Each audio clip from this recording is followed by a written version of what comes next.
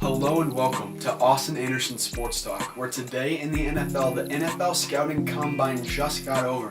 And yes, it has been confirmed that South Carolina defensive end Jadeveon Clowney is a freak. A 4.53 40. This guy's 6'6", 266 pounds, and he's outrunning receivers, but there are 7 other players other than Jadeveon Clowney that have consideration at the first overall pick and have the talent to go number 1 overall. You have Clowney. You have the 3 quarterbacks who most likely will go number 1, either Blake Bortles, Johnny Manziel, or Teddy Bridgewater. But you also have Khalil Mack, outside linebacker out of Buffalo, who I believe could be the best player out of this draft. Yes, I just gloated about Jadeveon Clowney, but Khalil Mack at 6'3" should get consideration from the number 1 overall pick. And if I'm picking there, it's between him and Clowney. Last year you had 3 offensive tackles go in the top 4 picks.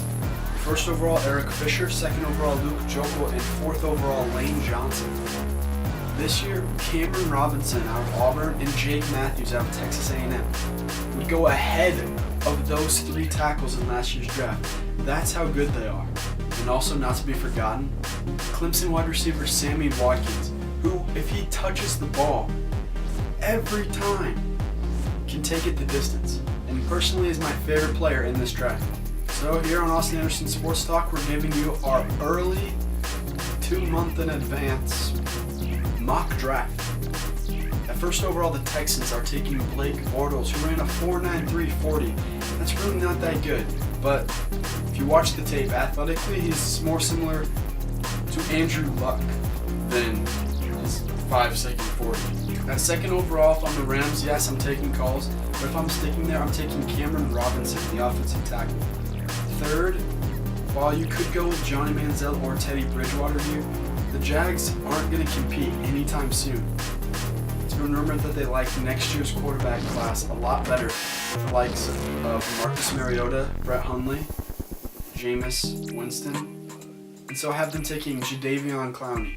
4th, the Browns, yes, there goes Johnny Football. And ideally, that is the place that, if you want him to succeed, he should go.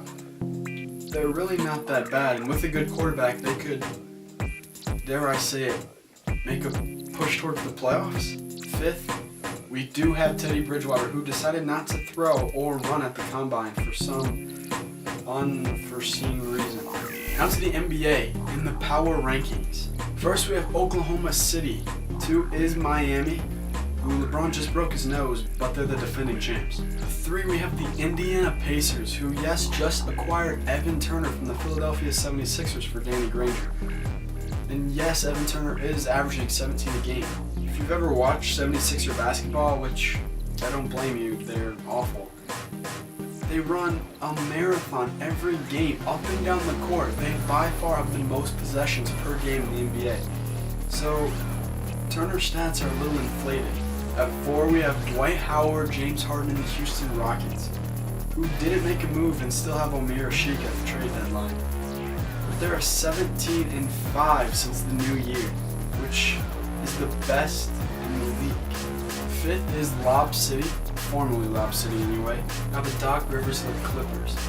Lastly, in the MLB, Derek Jeter, captain of the New York Yankees, has yes announced that he is retiring from Major League Baseball after this year. Now listen to this. He is the only Yankee in history, the most historic franchise in all of baseball, with the likes of Babe Ruth, Lou Gehrig, Mickey Mantle, Yogi Berra. The only Yankee to record 3,000 hits. Now yes, I hate the Yankees. You either love them or you hate them. But Derek Jeter is the most respected man in baseball, and he can contend with Gehrig, Mantle, Berra, and of course Babe Ruth as the greatest Yankee of all time. The craziest stat I've ever heard. In Derek Jeter's 2,602 career games, there was only 1 game he ever played in where the Yankees were eliminated from postseason contention. He's the most respected man in baseball today, and will go down as one of the greatest of all time. Alright folks, that's it. Thanks for tuning in. Thanks for watching. I'll leave you with this. If you're just going about your life thinking, I'm not important, that's not true. There are so many people out there who love you, including myself. And there are so many people that, if you weren't here, their lives would be so much worse. You impact lives every day. Everybody does. So just know that people love you. Alright. Thanks for tuning in. See you next time.